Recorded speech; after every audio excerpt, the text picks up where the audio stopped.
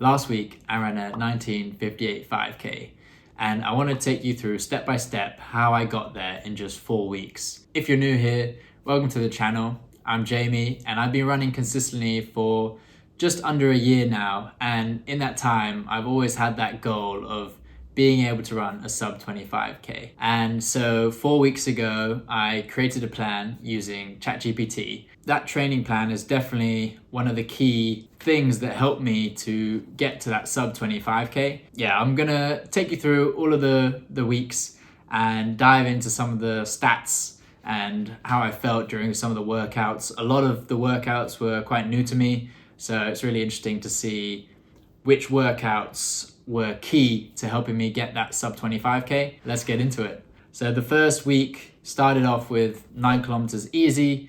I do my easy runs all at around 6-minute pace, keeping it very easy, just absorbing the training.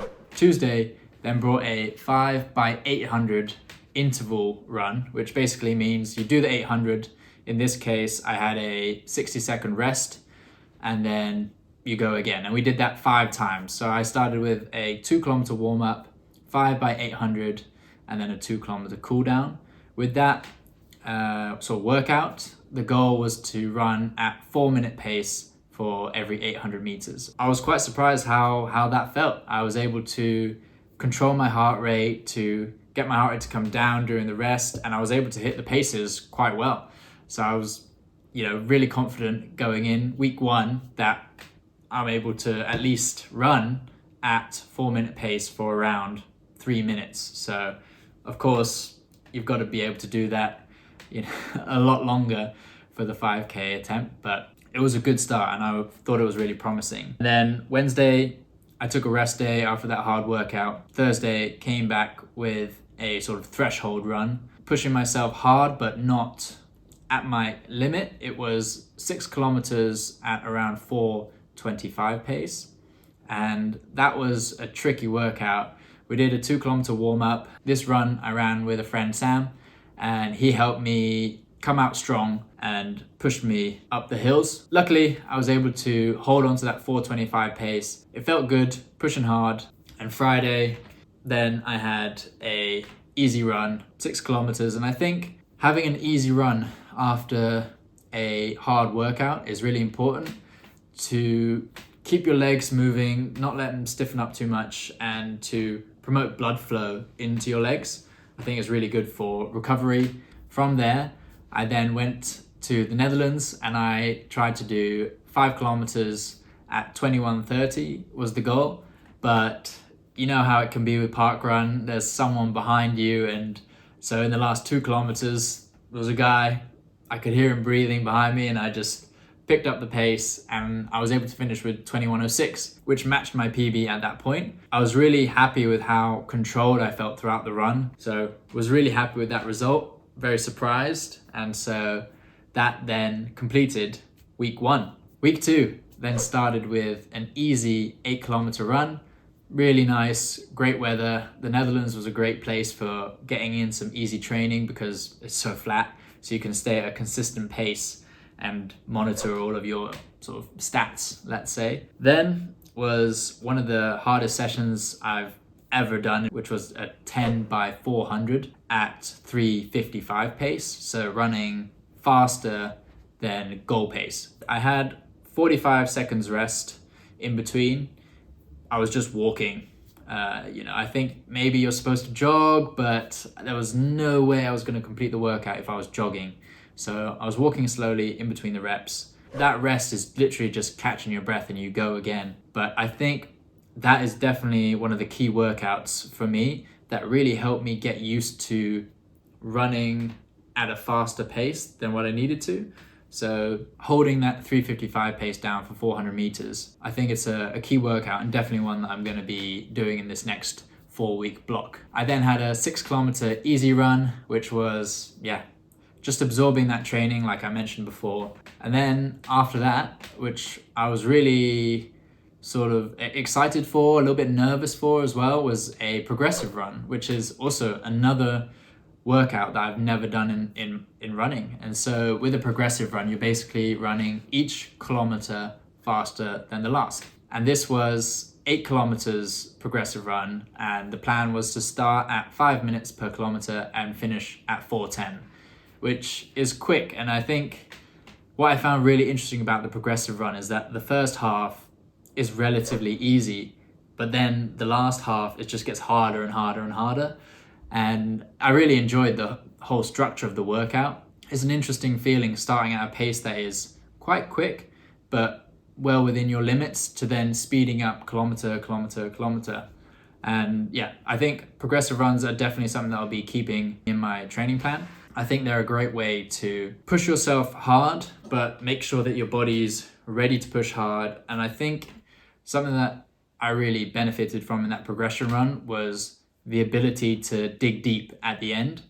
And I think that quite accurately reflects the feeling that you're going to have in a 5K run. You know, the first 3 kilometers should feel pretty good, and then those last 2 kilometers are the ones where you're going to have to really dig deep and push. And I think the progression run can kind of help you get that mindset and transfer that over to when you are doing that 5K PB attempt.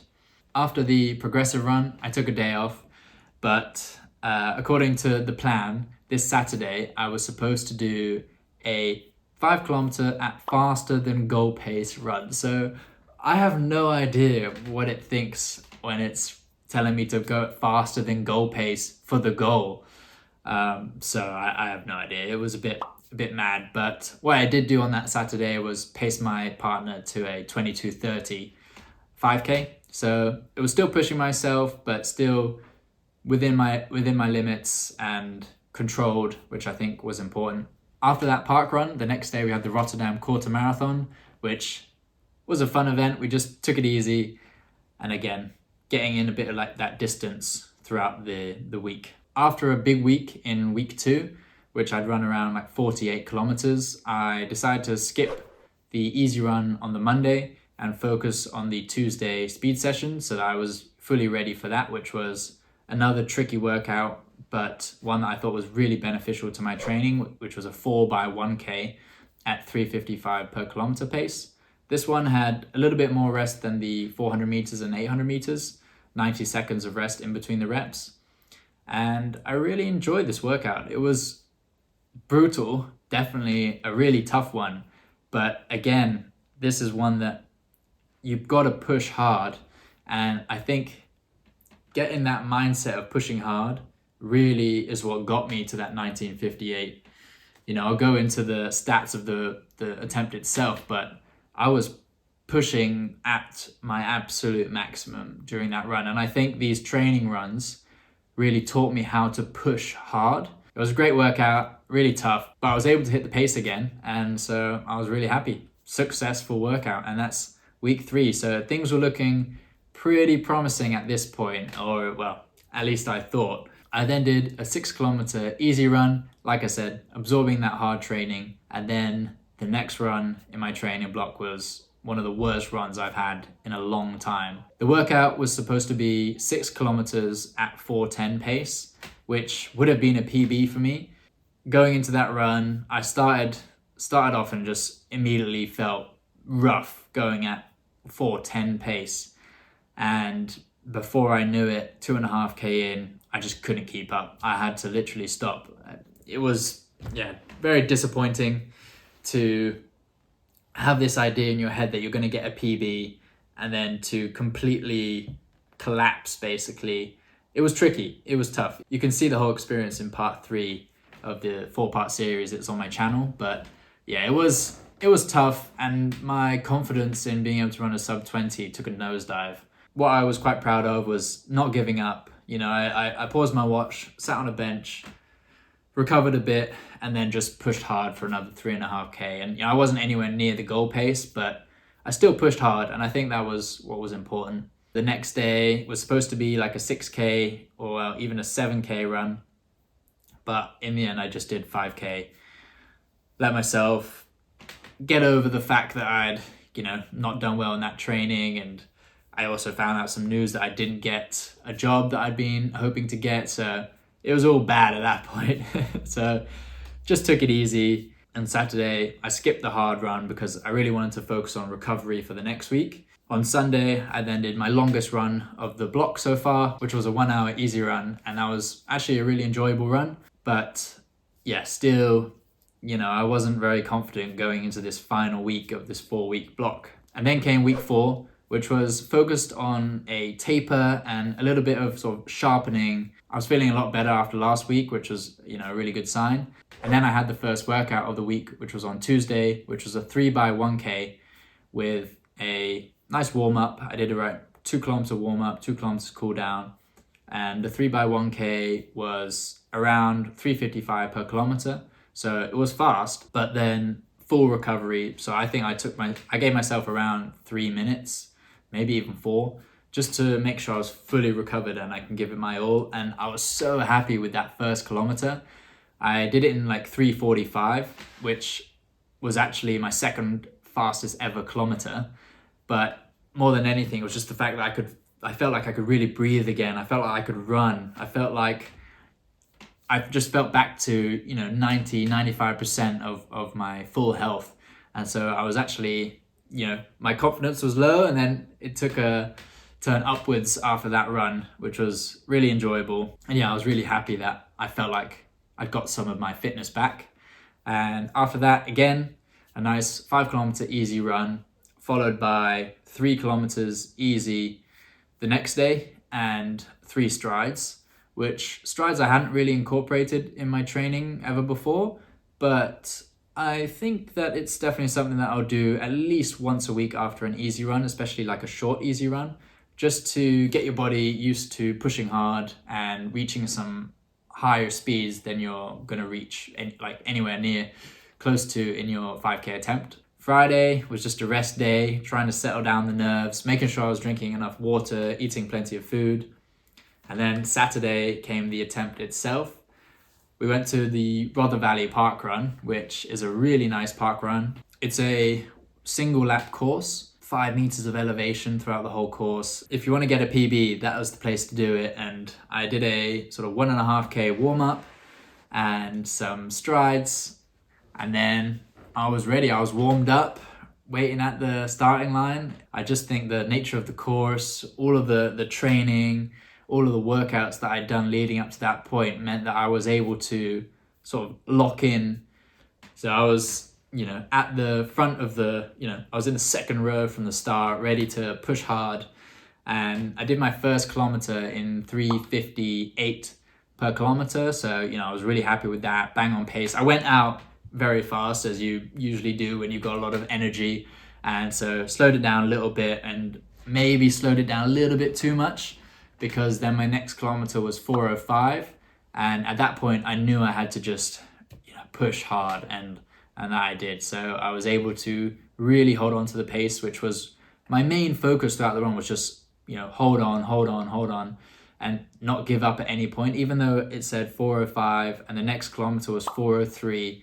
Like, I knew I'd have to do a really big push, but it was just about holding on, and my heart rate was steadily increasing, 185, 187, 188, 190, 191. At some point, I just stopped looking at my watch and I just pushed as hard as I could. And so 4th kilometer was at 4:03. And at this point, it might have seemed like there was no chance I was going to make it, but somehow I dug really deep. I was telling myself, come on, Jamie, put the hammer down, final kilometer. And I was able to get 3:50 in the last kilometer. When you put that all together, you get 19:58 5K. So I did it, 19:58, after 4 weeks of hard work, setbacks, and some new style of workouts for me. I was able to run a sub 20.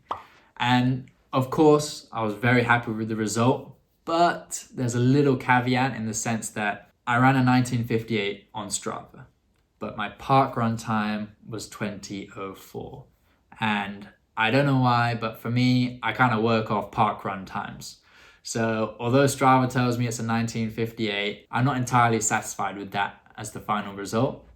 So I'm going back, I'm doing another 4-week block so that I can go back to Rother Valley and smash that sub 20 park run time. I'm going to be using ChatGPT again to make a new plan, But this time I have a much better understanding of what's going to work for me. I'm going to be running 4 times per week, probably going to the gym twice a week. Make sure to subscribe so you don't miss the next 4 weeks. Thank you so much for watching. Make sure to check out part 1 of the series so that you can see all of the workouts that I did over the 4 weeks. And yeah, if you liked the video, if you learned something, please give it a like. I really appreciate that. And let's see if anyone in the comments below can predict what my parkrun 5K time will be at the end of this 4-week block. Thanks again for watching, and I will see you next week.